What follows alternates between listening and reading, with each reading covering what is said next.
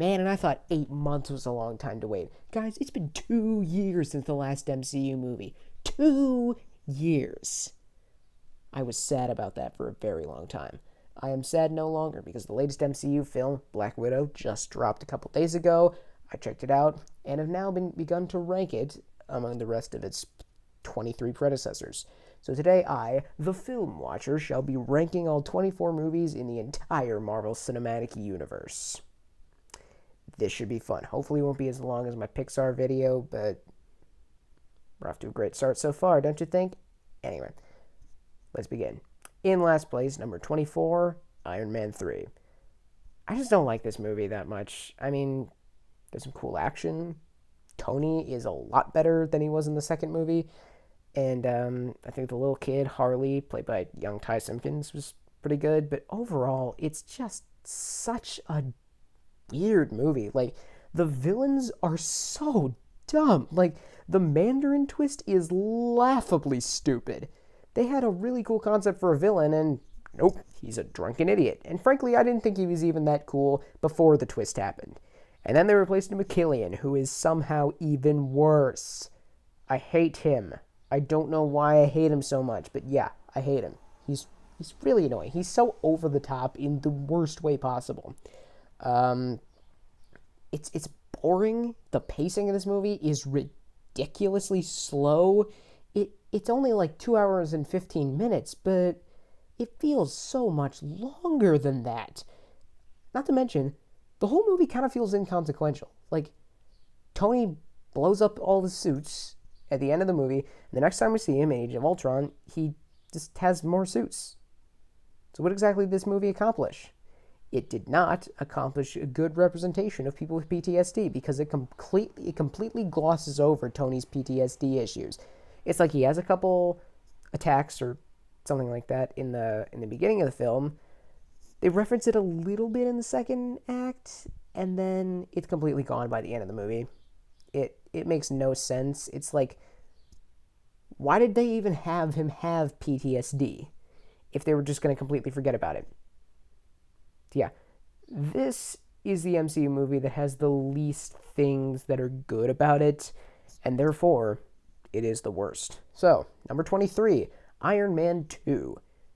Barely a step up from 3. The action, for when it happens, is good. I like the introduction to War Machine, Black Widow, Nick Fury. Actually, all of the S.H.I.E.L.D. stuff in this movie is pretty good.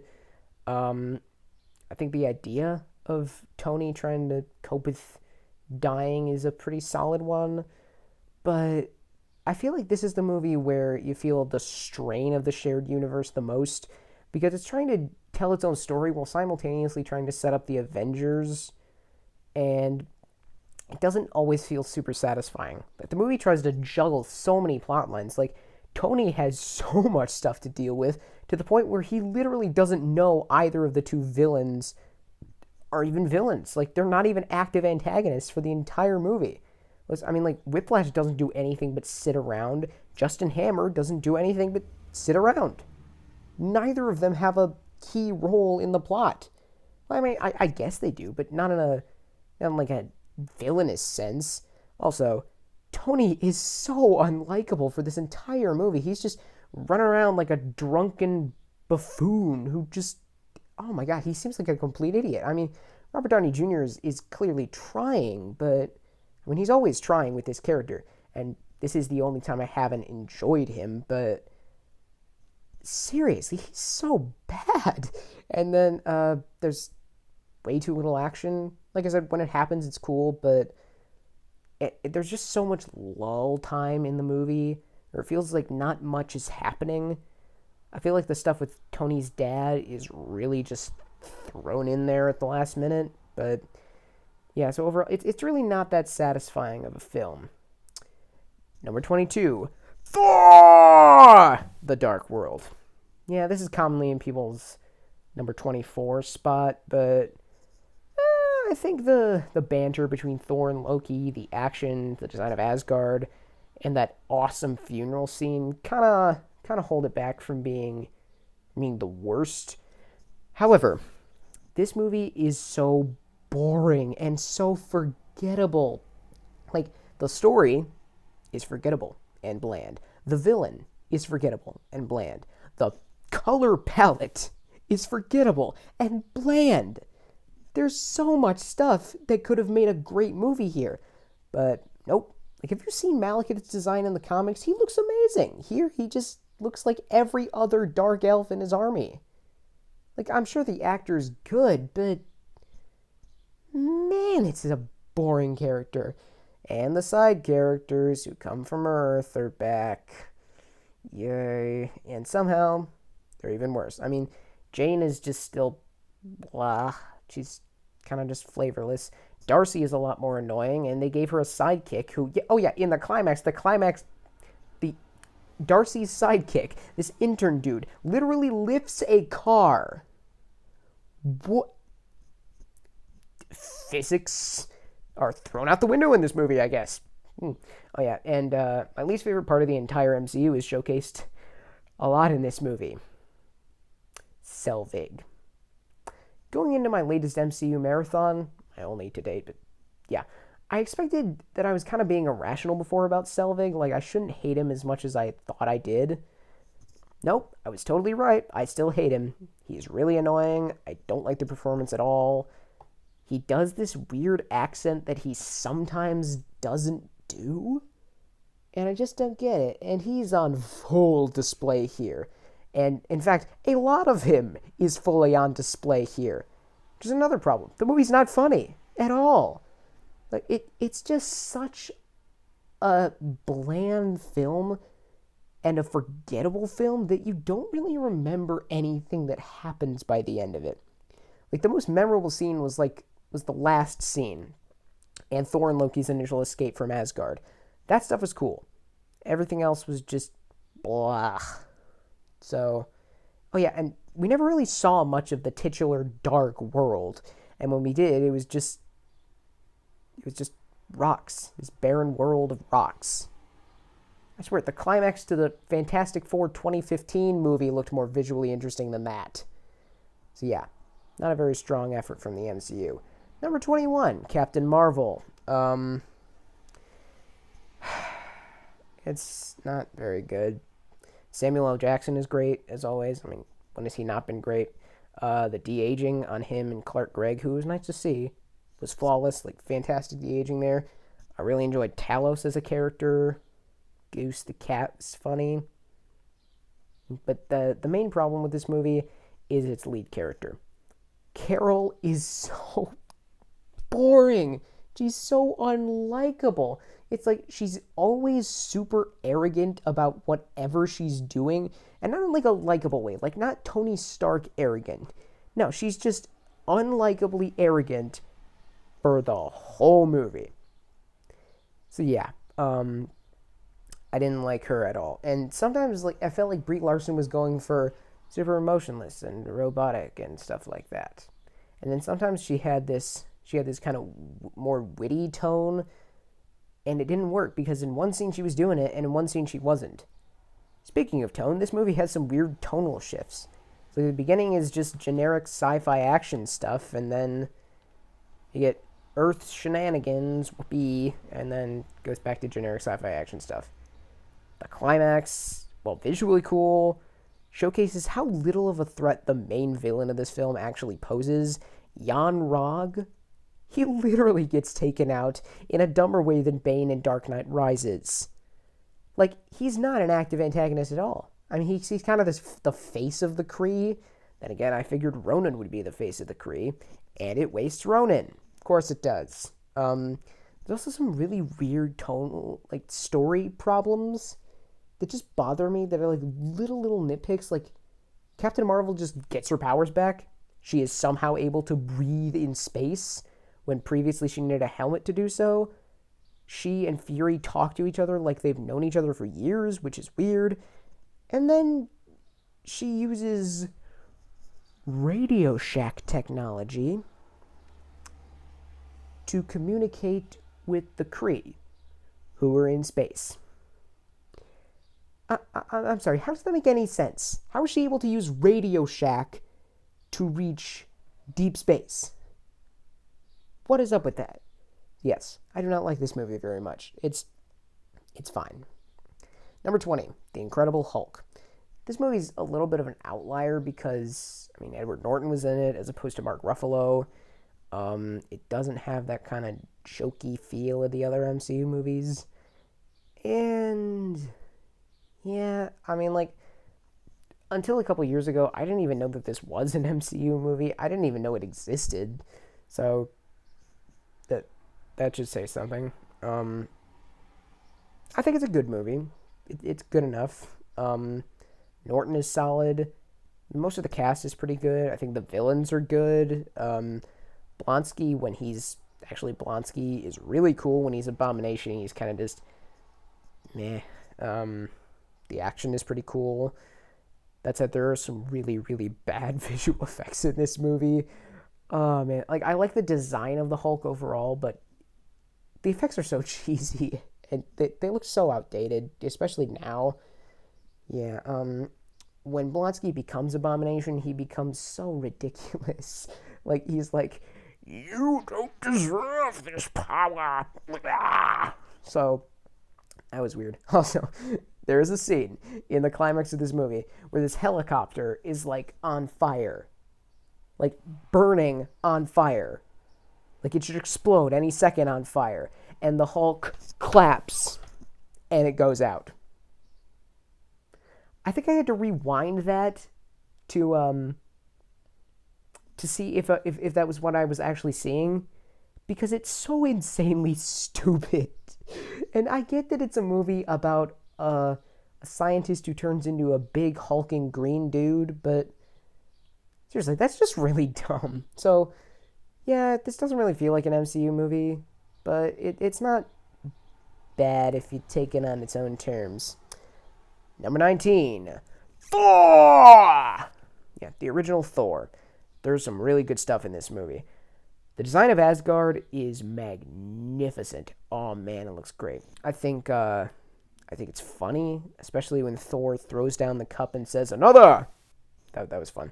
The action is really cool. The visuals are really nice. Thor and Loki are still good. That said, there are some pretty major tonal issues in this one. And it jumps from Lord of the Rings in space on Asgard to middle season Modern Family bleh in a single street town in New Mexico. So, yay. And while Jane and Co. aren't as bad as they would be in later films, they're still not interesting. Like, they're not, like, outright annoying, they're just kind of bland. I think the climax is really kind of awkward in the way it's staged.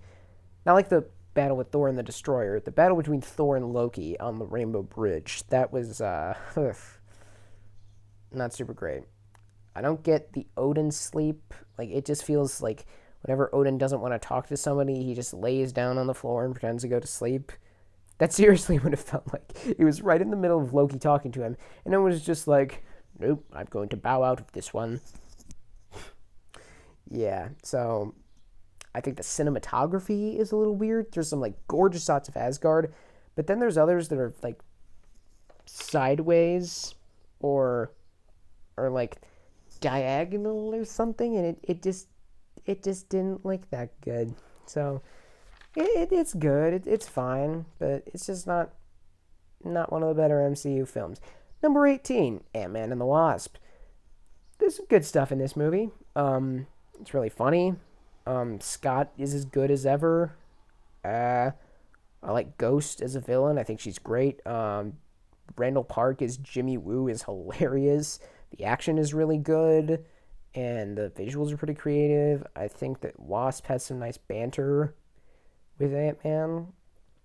Overall, Wasp isn't super interesting of a character, but I think she's fine. I really, really hate Sonny Birch, played by Walton Goggins in this movie. He's so annoying. Why is he doing a southern accent? What's up with that? I mean, yeah, the ending just feels like one giant Deus Ex Machina, because Janet just kind of walks out of the quantum realm and resolves all the problems.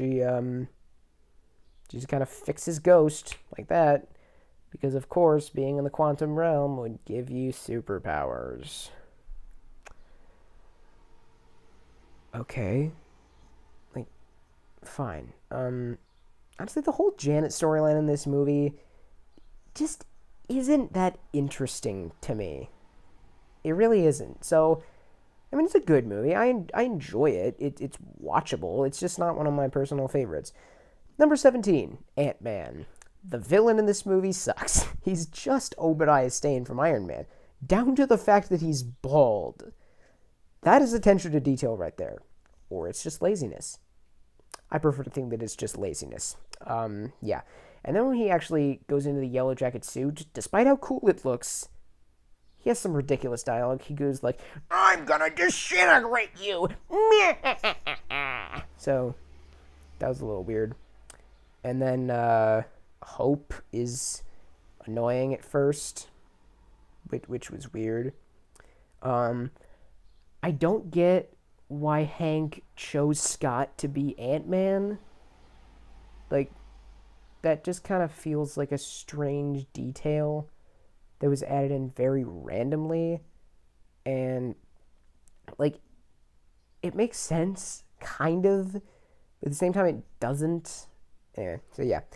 This movie's still very funny. I think Scott is a great character, of course, played to perfection by Paul Rudd. Hank is really cool. The action is great. I like the Rocky-style training montage. I like that it's kind of a heist movie. I like the score. The score was really cool. So, yeah, this is a really good movie that, yeah, it's fun. Number 16, Spider-Man Far From Home. This is a frustrating one a little bit because there's some really great stuff in there, and then there's just some small details that just kind of stack on top of each other and hold it back as a whole. I don't get. It doesn't make sense to me why Tony, a genius, would give this super glasses to Peter, who is 16. Like, why wouldn't he give him to Pepper, or Rhodey, or Happy Hogan, or like save him for his daughter, or save him for Peter when either of them are older? But it doesn't make sense why Tony would give them to Peter at this point. So that was confusing. I don't get why Mysterio is treated like a surprise villain. Because, I mean, anybody who goes to see this movie, most of the people who have watched this movie are at least vaguely familiar with Spider-Man. So they'll know that Mysterio is actually a villain. So why does it come as a surprise that he is? And then the way that he reveals himself as a villain is really dumb. Plus, the logic behind his actual plan is just so ridiculous. Like, there's nothing to it. Like, it would take so much effort to actually set up this stuff. Why does Peter feel water? Why does this roller coaster thing that Ned and his girlfriend are on actually get tipped over? It would take so much planning to figure this out, and without like all the contributing factors, all the variables that would be in place at the time of the actual scene. So, yeah, that was a little weird to me. That said, this movie is really good still. It's hilarious. I think this and Homecoming kind of capture that high school awkwardness better than any films I've seen ever. The side characters are great. I think Mysterio is really cool as a villain. The action is fantastic. And again, it's hilarious. It's a really fun movie. So, yeah, it's not one of the best MCU films, but it's good. Yeah. Number 15, Captain America, The First Avenger. There's some really good stuff to this movie. I think Steve is a great character. The way they tell his origin story is really compelling. I like all the side characters. The 40s aesthetic to this film is really cool. I like the villains. Steve's sacrifice is really cool. The song, Star Spangled Man with a Plan, is great. The score is amazing. And that said, the whole climax, especially in the choreography, outside of Steve's sacrifice, it just feels a little weird.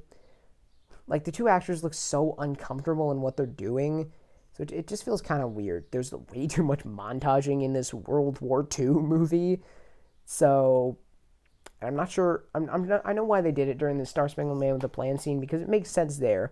It doesn't make sense when they're doing a montage for World War II. So, yeah, there's some frustrating things in this movie, but overall, it's a really good experience. Number 14, Black Widow, the latest MCU movie. Wasn't a fan of the villains in this movie. I think Taskmaster works really well as a henchman, but not super great as an actual character in the movie. The other villain is so stupid. Like, he's such a complete idiot. Like, he's this mastermind, but he has the simplest ways of actually getting to him. Yeah, that annoyed me. I wanted more Black Widow backstory. The family, however, kind of made up for it. They had this great dynamic. Natasha was really good in this movie. The two standouts were Yelena and Red Guardian, who I just really enjoyed. The action is really cool. I like how it told kind of this more personal story. So, yes, not one of the better MCU movies, but I honestly wasn't expecting it to be. But, yeah, it was good. Number 13, Guardians of the Galaxy Volume 2. I've seen some people put this movie, like, way lower on the list, and I'm like, what? Like, yeah, it has problems. Like, I think some of the characters are, like, unnecessarily spiteful and nasty to each other, and, like, and it just didn't feel super earned. The Sovereign is dumb. Ego is really cool until the climax, but, I mean, the rest of the movie kind of makes up for it. I still think the team dynamic is there. It's not as good as it was in the first movie, but it's still there. It's hilarious. Like, there are so many little specific scenes in this movie that I can quote from memory, and it's awesome. I think what they did with Yondu is awesome. The action and visuals are, of course, spectacular. And naturally, as this is a Guardians of the Galaxy film, the soundtrack is banging. It's amazing. There's only like one song that I'd say I don't like. Every other song is magnificent. So yeah, this is a good movie. It's not quite as good as the first one, but I still think it has a number of strengths. Kind of like the first movie did. Still doesn't have a good villain. Anyway, number 12, Iron Man. I think this movie is kind of clunky at the beginning. I don't get why they needed to do a flashback instead of just telling it straight from where the flashback in the actual movie starts. The Ten Rings are such dumb characters. Like, they're just so boring, that stereotypical terrorists, but this movie has enough strengths to make up for it. The action is awesome, especially for 2008. Robert Downey Jr. is phenomenal. I like that it feels like a more kind of small-scale story, which, I mean, that was possible for this movie to be because it was the first one. I like the villain. Yeah, he follows this similar archetype of the evil version of the hero, but I don't care. He's just really fun to watch. It's funny. There's some really great snappy banter in there. The side characters are cool. And of course, Robert Downey Jr. is fantastic as Tony Stark. So yeah, it's a great kickoff to this franchise. Number 11, Captain America, The Winter Soldier. I've seen people put this really high on their lists, and I kind of get it. But it has some drawbacks, definitely. The Nick Fury fake death is kind of dumb. Like, it's kind of obvious that they wouldn't kill him off. And then the way he did survive, it's like, oh, it's a magic thing that Bruce Banner created that makes your heart go really slow. Then it's like, just, what? That doesn't make any sense. I think they revealed Alexander Pierce as a villain way too late, when they should have, I don't know, had him been a villain for more of the movie, as opposed to it being kind of a twist. Kind of, Zola Computer is really dumb. I think Maria Hill doesn't really fit into this story at all. And also she commits what I like to call the X-Men issue. Because the X-Men movies, most of the characters call each other by their superhero names, like, in passing and casually, and that really, really, really annoys me. That's like if people walked around calling Tony Stark Hey, Iron Man, what's up? Oh, I'm good, Captain America. How are you? But yeah, and Maria Hill refers to Falcon as Falcon in this movie, so that bothered me. Anyway, but still, this is an awesome, awesome movie. I think it's really cool how they took Captain America, this character that could be construed as kind of goofy, and he honestly kind of was in the last movie, but I mean, it worked with that film. Here, they put him in the center of all these morally gray scenarios when his worldview had always been super black and white, like Shield good, Hydra bad, and now it's like, no man, Shield is not very good. I like how Captain America actually is the one to make sure Shield gets shut down, because if Shield had survived through this movie, it would have felt so cheap, but here it does not. Black Widow and Falcon are great in this movie. The action, oh man, it's really cool. The Winter Soldier is great. And seriously, the action, it's amazing. Yeah, it's a really good movie. Number 10, Black Panther. Bad stuff. The use of hip hop music, I don't like. The CGI in the climax is not good. I think the death of Zuri, played by Forrest Whitaker, was kind of glossed over, which is a little odd. But still, this is a great movie. The message is powerful and deep, and it executes them in a really interesting way. The lead character and side characters are all hilarious. They're all really memorable. And again, this movie is very funny. The "what are those" joke is kind of dated, but I don't care. It's still funny. The score is awesome. I love how it kind of mixes big, bombastic band music with these really cool African influences. The production design of this movie is magnificent. Like Wakanda, man, dude, it just looks awesome. It's such a cool location. And of course, Killmonger is one of the best MCU villains. I personally believe that Michael B. Jordan should have been nominated for Best Supporting Actor for the role, because he's so good. Oh man, he's just spectacular. So yeah, this isn't one of my favorite MCU movies, clearly, but did make my top 10, so there's that. Number 9, Spider-Man Homecoming. I really like this movie. Not a fan of Shocker, really, either of them. It also kind of annoys me that Peter never really got any repercussions for like abandoning his school decathlon and walking out on the dance and leaving detention, aside from detention. And I feel like he should have been punished a little bit more for that. And the movie didn't really address that very much. But otherwise, this is a near perfect movie. Tom Holland is, of course, amazing as Peter Parker. I love all the side characters that the high school he interacts with. To this day, this movie is the first that I've seen to accurately depict what high school is like. Like, as much as I love the movie Ferris Bueller's Day Off, not really accurate. As much as I love the movie Mean Girls, yes, I love the movie Mean Girls. It's amazing. It doesn't really depict high school that accurately, but yeah, still. The action is spectacular in this movie. It's hilarious. I've seen this movie so many times, and I still laugh all the way through. The score and soundtrack are magnificent, and of course, it just has such a great villain.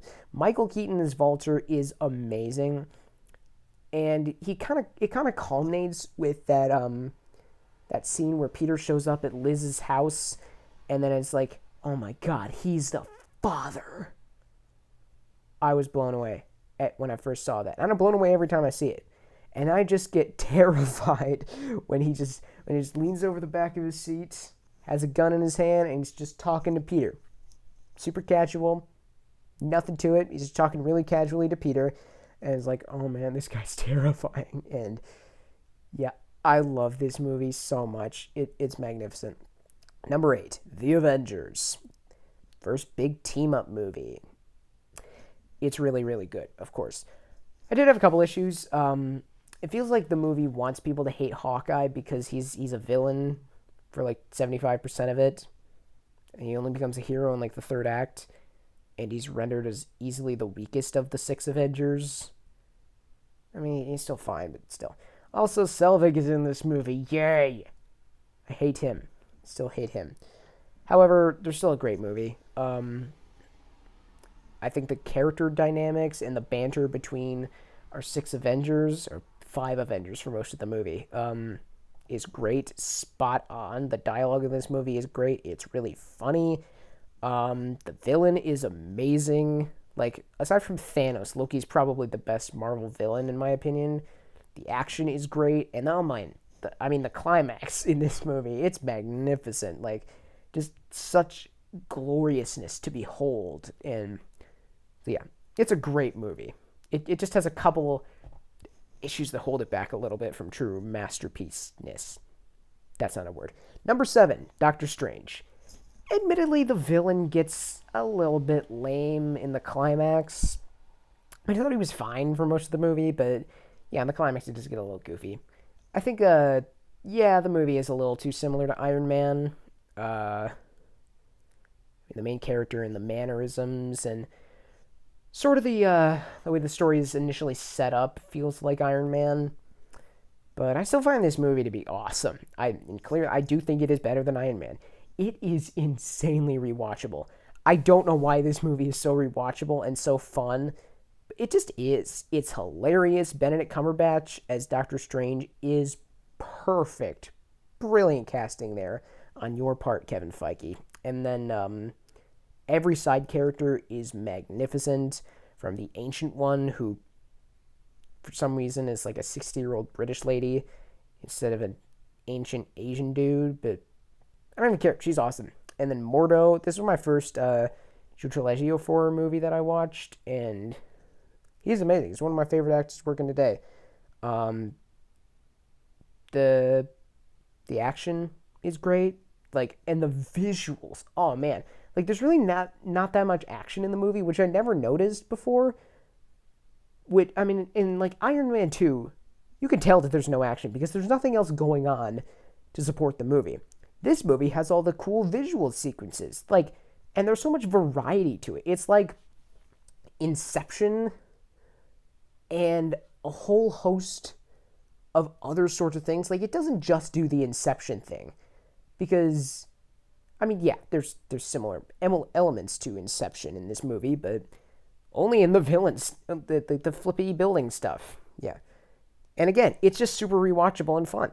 It's a really good movie. Number 6, Avengers Age of Ultron. Really the only thing that doesn't work for me about this movie, the score is pretty lackluster compared to the first one. Like, it's not bad or anything, but it's just not as good. Yeah. Quicksilver is wasted. He, like, becomes a superhero, and then, like, 30 minutes later, boom, dead. He's gone. The only other time we'll see him is Evan Peters in WandaVision, but that doesn't count.